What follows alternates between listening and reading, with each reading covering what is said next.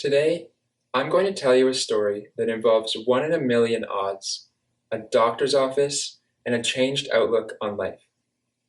First, though, let me provide a brief history on the origins of fear and uncertainty.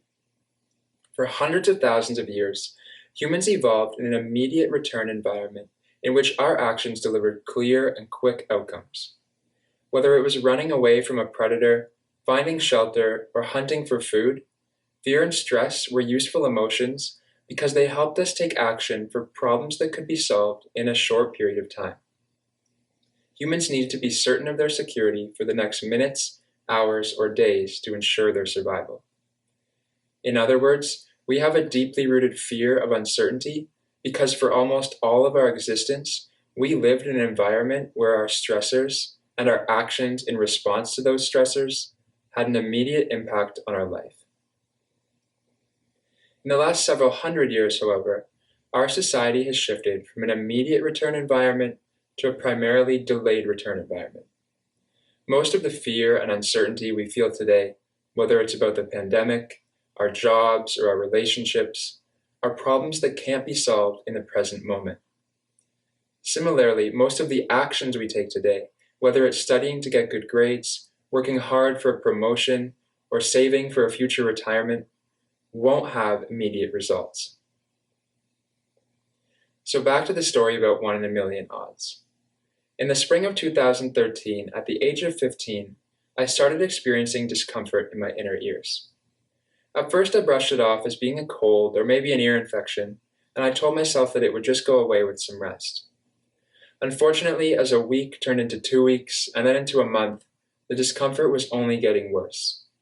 I had visited my family doctor, but not only did she not have any recommendations for treatment, she hadn't even heard of the symptoms that I was experiencing. See, the frustrating part was that my symptoms were difficult to explain. I had an extremely uncomfortable feeling of pressure and fullness in my ears. My voice seemed to echo in my head every time I spoke, and the sounds of my own body, like my breathing and heartbeat, were amplified. To give an analogy, maybe you've experienced fullness and pressure in your ears while flying or with a sinus infection. Unfortunately, my symptoms didn't go away with a yawn or some medication. They were there all day, every day. To spare the details, let me fast forward to the moment where everything really changed for me.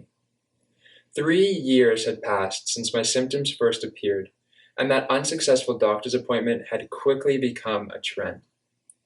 I had visited countless specialists, but none could provide a diagnosis. As I waited in the doctor's office, I thought that this appointment was unlikely to be any different than the rest. I was wrong. As the doctor scanned through my file and he looked in my ears, he turned to me and he confidently said, "It appears you have patulous eustachian tubes." My eyes immediately lit up. Someone had finally identified what was causing these awful symptoms that had been driving me crazy for years. This is great news. That's what I thought, at least, until he continued. The condition, he explained, is a rare disorder where the eustachian tubes in your ears, which are normally closed, stay open, causing you to experience the fullness, echoing, and other uncomfortable sensations you've been having. Softening his voice and looking down, he continued to explain that the condition only affects about 1 in a million people, that there was no standard treatment, and that the few treatments that were available had limited rates of success. In other words, this was something I may have to live with for my entire life. My hands started sweating, my body tensed up, and I felt like I was about to cry. While I've been living in uncertainty around the condition for 3 years now, I thought that when the day finally came that I did receive a diagnosis, the uncertainty would be eliminated. To my shock, it was exactly the opposite. I was faced with the sudden and terrifying truth that this was an uncertainty I would be forced to embrace. So, why am I telling you this? Well, as time passed after the appointment and the reality of the diagnosis started to sink in, I began to think much more deeply about risk, fear, and uncertainty, and how they affect our lives. I noticed that there's a severe aversion to risk and uncertainty in nearly everything we do. We see it in the media, who associate uncertainty with fear and anxiety rather than opportunity, in companies that tell employees to follow traditional practices over innovative ones, and even by our own families who emphasize the importance of taking a stable, risk-free path through life. I don't disagree with this. I think that minimizing risk through acquiring information, creating detailed strategies, or following certain protocols is important and shouldn't be overlooked. However, I believe that what's not emphasized nearly enough is the opposing side of minimizing risk, embracing uncertainty. This is because no matter how much information you acquire, no matter how much time you spend analyzing a problem, and no matter how exhaustive your strategy, there are always things you don't know and unexpected events that could occur. To put it plainly, what I had realized was that there's a loss of balance between minimizing risk and embracing uncertainty. With this in mind, I started researching the history of fear, risk, and uncertainty, and found that ultimately this loss of balance can be reduced to two main reasons. The first, as I explained earlier, has to do with evolution. After living in an immediate return environment for hundreds of thousands of years and transitioning to one of delayed return in just several hundred, our brains haven't yet adapted to dealing with the kinds of problems we face. Compounding this is the second reason, something known as the certainty paradox. Our typical perspective is that the more certainty we have, the more we're setting ourselves up for success. However, the paradox is that it's actually the opposite that's true. It's only through uncertainty that new opportunities, perspectives, and realizations can arise. To help demonstrate this, let me give a few examples. First, on a personal level. Think of your most memorable adventures or trips, your favorite experiences with friends and family, or the accomplishments that you're most proud of. I'm willing to bet that the common element of all those things is that the level of uncertainty involved was relatively high. Maybe it was a spontaneous decision to book a flight, something that went wrong and completely altered your plans, or going out on a limb and trying to give a half-decent TED Talk. If it weren't for the uncertainty, those experiences just wouldn't be as memorable, as powerful, or as transformational. Now maybe you're thinking something along the lines of, okay, you've got a point, but those are just personal things. In my studies, in my career, or in my business, having certainty is better. Well, in response to that, let me give a couple more examples. Let's say you're a small business owner, but you want to grow your business and achieve new levels of success. The paradox is that the only way for this to happen is by embracing uncertainty. As your business grows, you'll gain new customers, hire new employees, encounter new competitors, and have new opportunities. Sure, it's important to evaluate the risks of decisions to be made and develop strategies for growth. But regardless, if you were to achieve the success you desire, you will have no option but to embrace the uncertainty surrounding these necessary aspects of growth. As a final example, let's take the perspective of a scientist. While it's undoubtedly important to minimize risks and follow a detailed process when conducting an experiment, the scientist must also embrace uncertainty in order to get results and reach conclusions.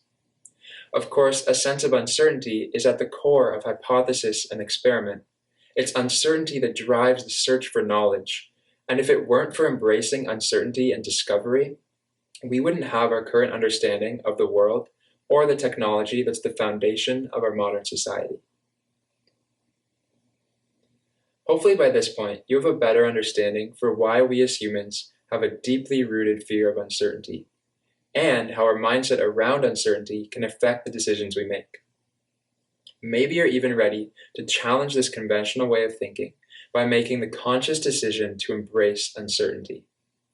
The question that remains is how?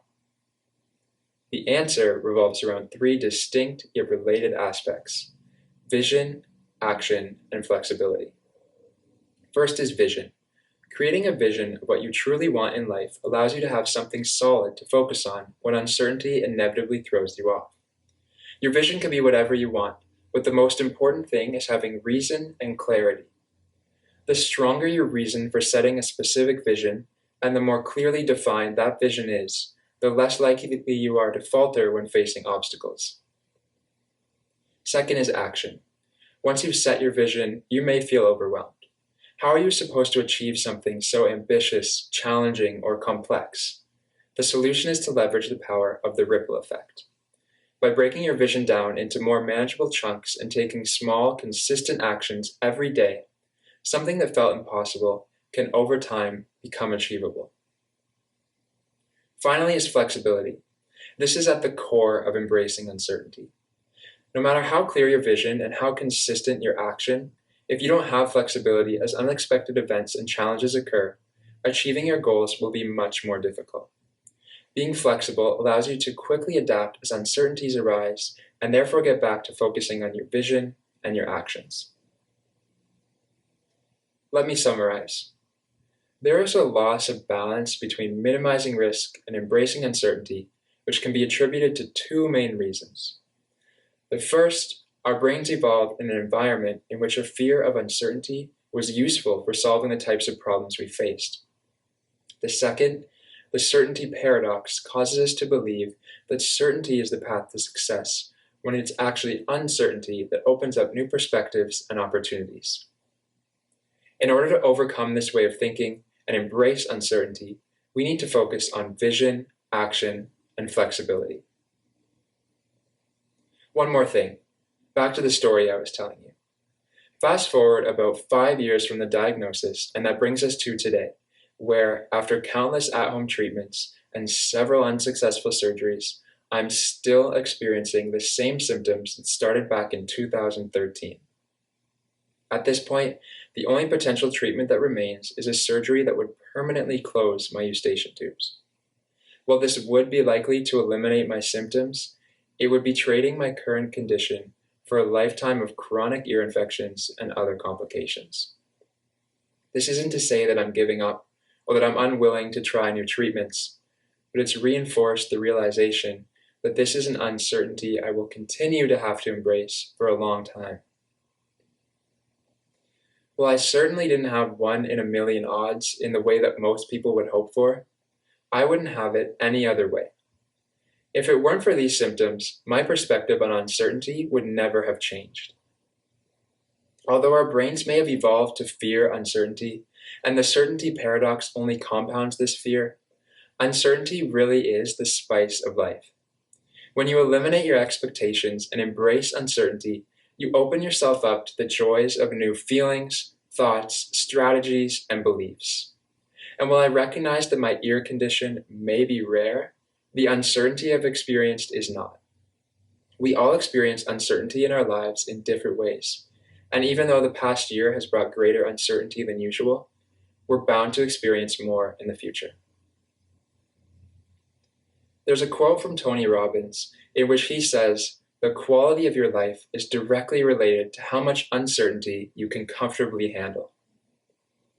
I believe that by embracing uncertainty, we can improve our own lives, improve the lives of others, and maybe even improve the world. Thank you.